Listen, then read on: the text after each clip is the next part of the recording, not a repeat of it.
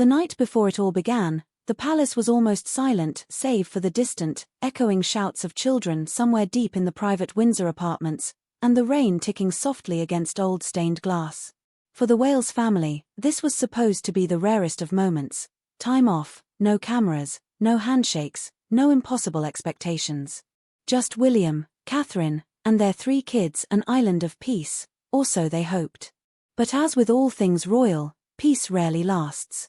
It was nearly midnight when the first tremor hit, a late-night phone call from a trusted advisor, the kind of call that never brings good news or simple requests.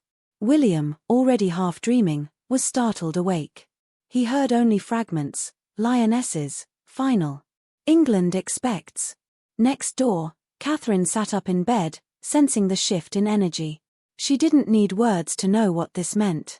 In the history of the monarchy, some duties simply cannot be declined. Fast forward a few hours, and the world had changed. England's women's football team had done what many thought impossible. The nation exploded in celebration, social media crackled with hope and anticipation.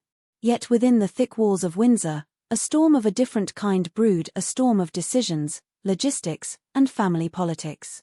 For William, every moment was a battle between his public duty and his private longing to be just dad for a few more precious days. He watched his children sleep, their faces lit only by the glow of their devices still buzzing with football memes and match replays. George mumbled in his sleep about penalty kicks. Charlotte clutched her favorite lioness jersey to her chest. Even Louis, normally immune to his siblings' obsessions, whispered the team's chant as he turned over. And still, William knew what he had to do. By dawn, the machinery of the palace had lurched into motion. Courtiers whispered over breakfast, staff hurried to pack for a trip that, just 12 hours before, no one had expected. The kitchens buzzed with energy. What does a prince eat before a national showdown? PR teams drafted and redrafted statements, anticipating every possible outcome, every headline. Would this be the day the monarchy reclaimed the spotlight, or stumbled into another meme-fueled disaster? Catherine, meanwhile, was a whirlwind of calm, holding the family together while she herself burned with nerves. She managed the children, organized a viewing party for staff, a tradition she'd invented, desperate to bring warmth and connection to royal life, and called her mother for advice. "You remember when you used to sew my football patches?" she asked, laughing. But her laughter masked 1,000 anxieties. Throughout the day, news networks competed to break updates. Was William bringing George? Would Catherine attend in secret? Would Harry, ever the wild card, make a surprise appearance from California? The stakes seemed to grow with every rumor, every post, every meme. Old footage resurfaced, last year's final, the furious headlines, William's absence replayed with gleeful malice by critics and comedians alike. Behind palace doors, the family debated in rare, unfiltered honesty. "It's just a game, isn't it?" Louis asked, swinging his legs from the kitchen counter. "No," Charlotte shot back, eyes blazing. "It's about showing up for people when it matters." Even George, who preferred cricket, nodded quietly. He remembered the sting of watching his dad miss the last final, the sense that something precious had slipped by. Late that afternoon, as William tried to rest, his mind refused to quiet. He thought back to his own childhood memories of Diana, of missed moments and hidden heartbreaks. He remembered the weight of duty, even as a boy, always watched, always judged. He promised himself, again, to do things differently for his own children, if only the world would let him. The hours crawled. In the palace kitchens, the staff placed bets on the match, slipping notes into a teacup.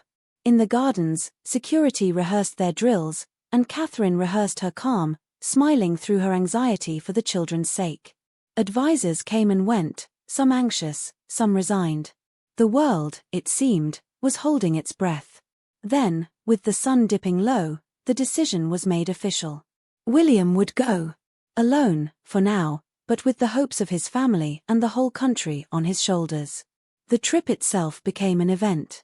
News helicopters tracked the motorcade, fans lined the roads waving banners. William, behind tinted glass, felt the weight of 1,000 years pressing on him. He clutched an old good luck charm, a badge from his mother's collection, pressed flat against his palm. He'd never told anyone about it, not even Catherine. Some things you just keep for yourself. As the plane landed in Basel, the anticipation was palpable. Paparazzi jostled for a glimpse, commentators analyzed every wrinkle in his suit. Was that worry or hope in his eyes? Was his smile too forced, or not forced enough? William, schooled for decades in public scrutiny, offered nothing but his trademark reserve. Inside the stadium, the roar of the crowd was a living thing. William took his seat, heart pounding louder than any anthem.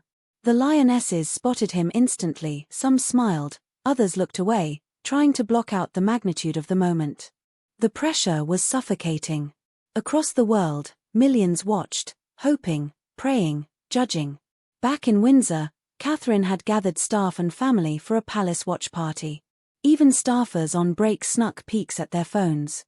No work emails until the final whistle, she declared, trying to inject levity.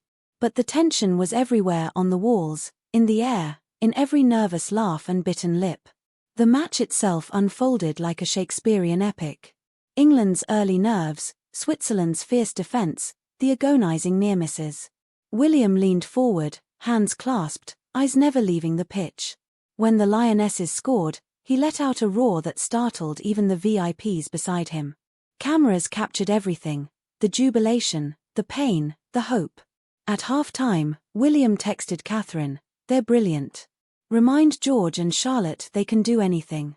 The reply came quickly, "They're watching every second. You're doing the right thing." As the second half dragged on, the tension threatened to snap. England missed a crucial chance, the crowd groaned. William felt the judgment of millions. Not again, he thought, remembering last year. The past and present collided, 1,000 headlines waited to pounce on the smallest mistake. Then, in the 87th minute, a flash of genius. The lionesses broke through. The ball hit the back of the net. William leapt to his feet, caught on camera, eyes wide, pure unfiltered joy. The moment went viral before he even sat down. But even in victory, there was work to do. William made his way to the pitch for the trophy ceremony. He paused, gathering himself, the burden of last year's disappointment weighing heavy. Then he stepped forward, every inch the future king, but also a father, a fan, a man. He spoke to every player, his words unscripted. "You showed the whole world what's possible.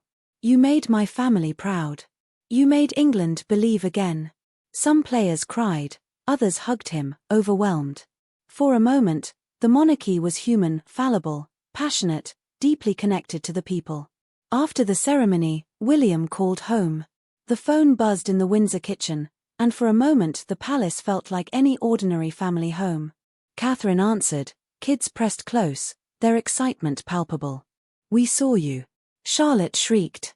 "You hugged the captain." William laughed, for once just a dad, not a prince. The next morning, newspapers blared the headlines, "Redemption in Basel. The prince who showed up." Commentators and critics, for once, agreed. This was the monarchy at its best, present, passionate, involved. But perhaps the biggest shift happened far from the cameras. That night, as Windsor settled into silence, George slipped a note under his father's door. "Thanks for going, Dad. I want to play football with you tomorrow." William kept the note, tucking it into the same wallet where he kept his mother's old badge. For the palace staff, the atmosphere lightened. "He's one of us," someone whispered. "He gets it." Even the most jaded courtiers allowed themselves a smile.